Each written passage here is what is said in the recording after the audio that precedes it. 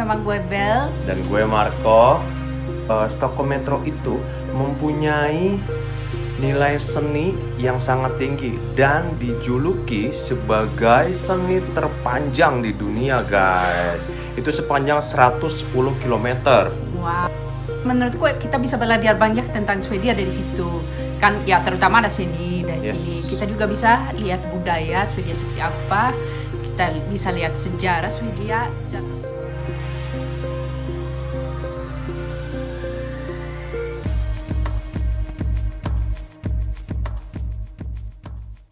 Yes guys, sekarang gue lagi ada di salah satu stasiun bawah tanah atau bisa disebut dengan tunnel bana yang bernama Rådhuset, guys. Nah, tempat ini atau stasiun ini bertemakan tentang gaya candaan si Sigvard Olsson, yaitu seniman yang menghasilkan karya ini, kepada daerah Kungsholmen yang dimana stasiun ini terletak di daerah itu, guys. Jadi daerah ini bernama Kungsholmen, di mana yang stasiun ini terdapat di Kungsholmen. Jadi dia menyentil atau bercanda dengan gaya-gayanya dia melalui seni yang dihasil karyakan di dalam stasiun ini, guys. Dan ya, menariknya di sini kita bisa lihat gudang ubi yang pada zaman dahulu dipakai pada abad ke-17 di daerah Kungsholmen, dan ada laci-laci yang laci-laci dengan angka, dan di sini merupakan laci-laci sebagai laci inspeksi, guys. Nah, gitu. Dan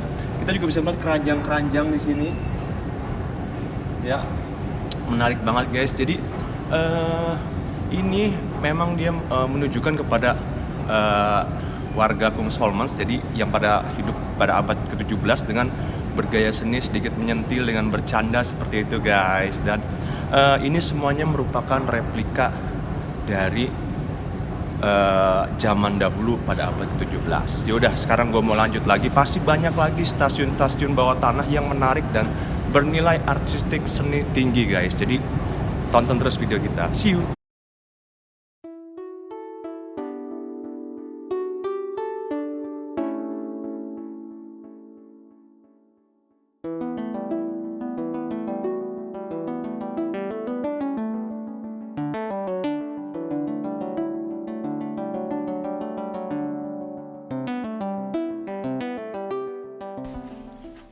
Kungsträdgården.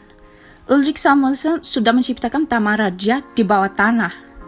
Warna hijau, merah, dan putih punya makna untuk kita ingat taman barok yang pernah ada di sini.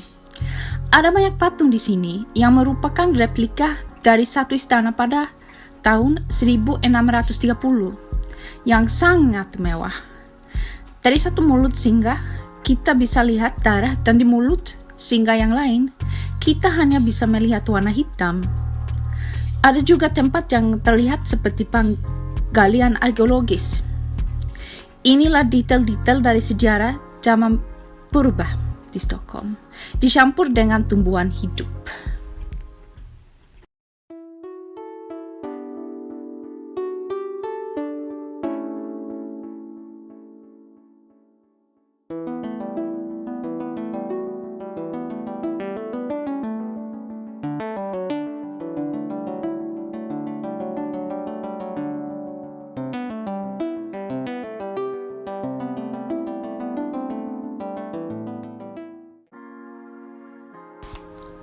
Rinkeby.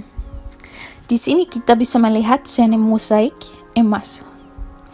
Nisse Zetterberg, si seniman, terinspirasi oleh penemuan yang bisa orang temukan di sini waktu ada penggalian arkeologis dari zaman perunggu dan zaman Viking.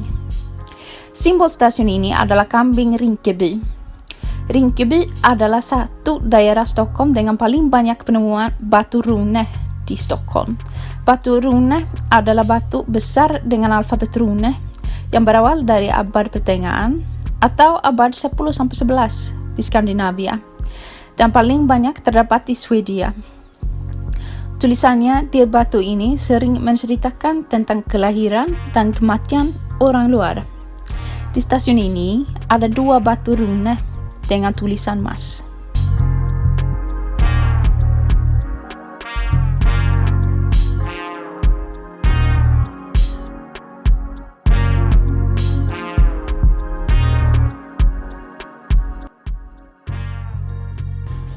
Tensta, sebuah mawar yang ditunjukkan untuk orang-orang imigran, adalah nama seni di sini.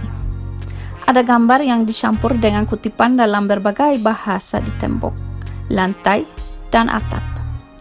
Ada kata persaudaraan dalam banyak bahasa. Dari bentuk dalam kuning, juga ada ukiran dan gambar anak kucing dan sapi. Selain hewan, juga ada daun hijau. Di tempat keluar ada mawar putih dan satu ayam jantan yang jadi simbol kebahagiaan. Di bagian tengah ada sepasang bangsawan yang dikubur, serta seekor mouse dan Dewi Ibu. Dan kita juga di sini dapat melihat burung-burung yang duduk berderetan. Anak-anak sekolah di Tensta juga membantu dengan lukisan di stasiun ini.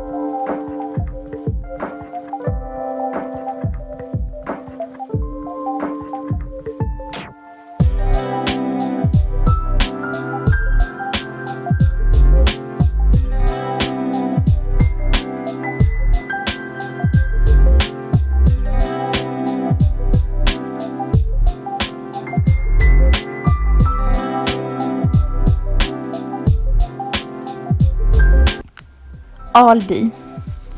Stasiun ini terletak 24 meter di bawah tanah.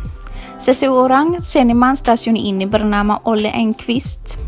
Seninya dari tahun 1975 terdiri dari bunga-bunga dengan latar belakang warna hijau di tembok beton.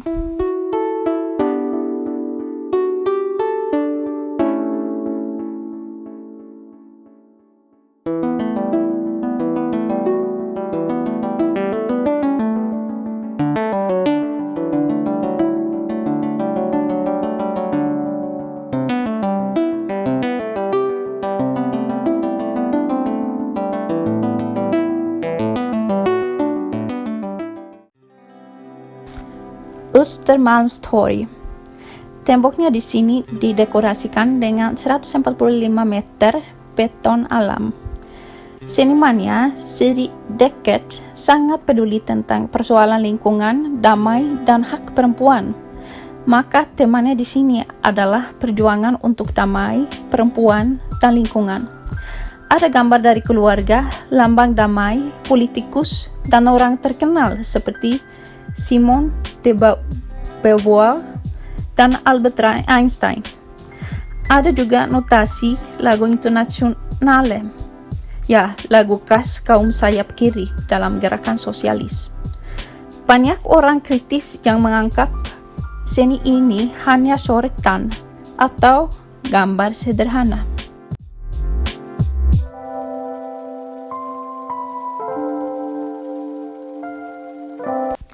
Midsommarkransen. Seninya dibuat dari tahun 1979. Seni yang ada di sini dibuat oleh murid-murid dari Universitas Jurusan Seni bersama warga-warga lokal. Ada gambar dari malam summer yang punya maksud untuk memberikan asosiasi dengan langit, tanah, kehidupan, air, paganisme, reproduksi jantan, dan midsummer. Midsommarkrans dalam bahasa Swedia adalah mahkota dibuat dari ranting, daun, dan bunga yang dikenakan pada hari midsummer. Perayaan nasional terbesar di Swedia, waktu malam paling pendek dalam setahun. Ini dirayakan di akhir bulan Juni.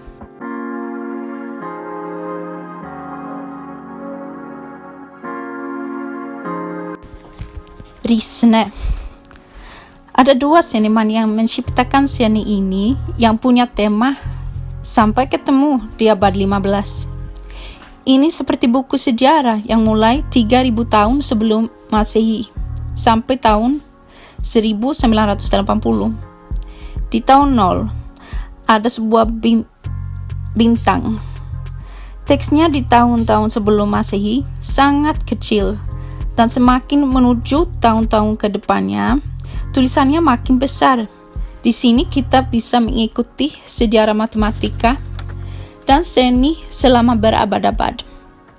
Di bagian sisi spur yang satu lagi ada gambar-gambar yang sesuai dengan apa yang kita bisa baca.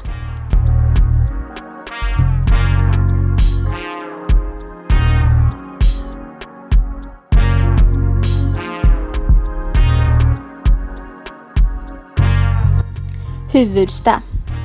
Stasiun ini dibangun pada tahun 1985 dan tema dari si seniman Per Holmberg adalah Taman Gantung yang terinspirasi oleh 7 keajaiban dunia kuno.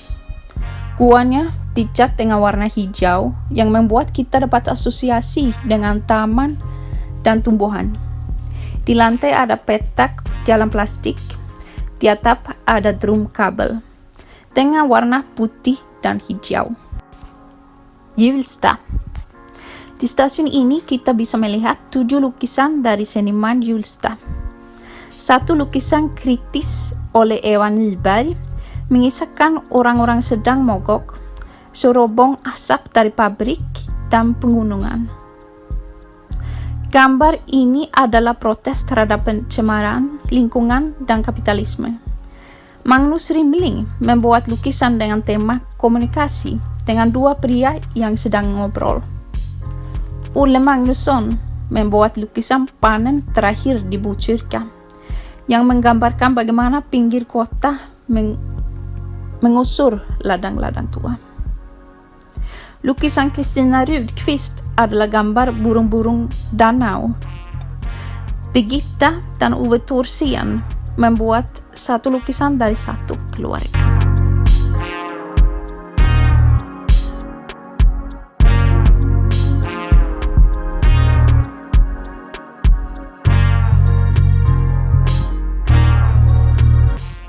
Hornstull. Seninya dari tahun 54, 79, dan 92. Di sini ada batu bata khas Belanda yang dipasang secara diagonal. Ada juga motif fosil dari besi dan 4 showcase dengan lambang bumi, laut, langit, dan gunung pasir.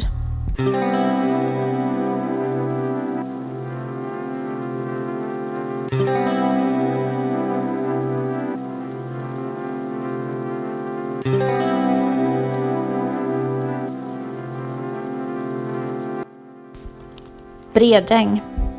Lena Kriström bekerja sama dengan warga lokal untuk membuat seni di stasiun ini. Hasilnya menjadi bentuk hewan, baik hewan liar maupun peliharaan, di sebuah puzzle.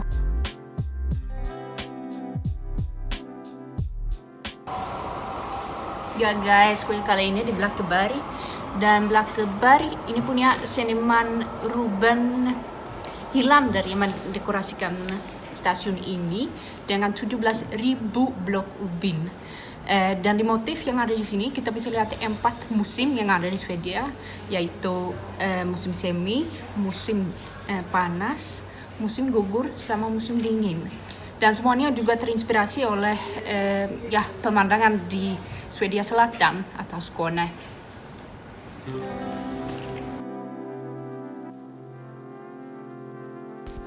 Hässelby strand. Christian Bartos terinspirasi oleh teleportasi dalam arti materi bisa pindah dari satu titik ke satu yang lain tanpa melewati jarak antara kedua titik. Gambarnya mengilustrasikan hewan percobaan yang cacat total setelah gagal teleportasi binatang dari Hässelby strand ke stasiun lain. Medborgarplatsen. Tembok di sini didekorasi dengan ubin kuning. Sebagian original dari tahun 1930-an.